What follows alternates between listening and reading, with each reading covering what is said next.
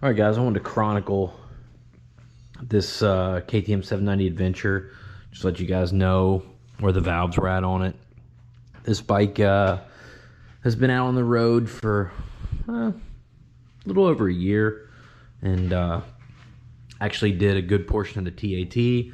It's gone almost 15,000 miles on the bike, and so we had some other stuff to do to it and figured this was a good time to go ahead and check the valves. So basically, we were one shim size tight on all 4 intake valves.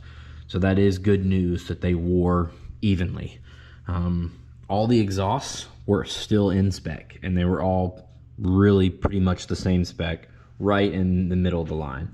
So it's a real simple adjustment. We were able to take this intake cam out and just adjust all of them one shim size, because they were around, like, this should be 10 to 15, and they were right around 8.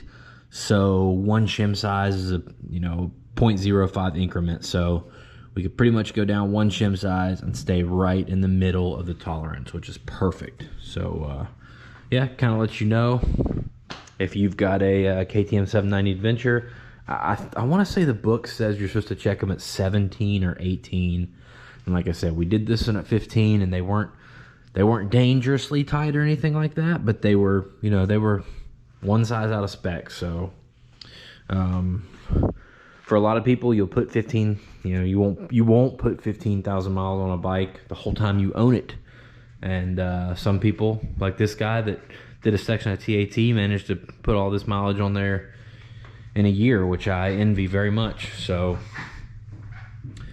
yeah, super durable bike, and that's where we're at with it. So thanks for watching.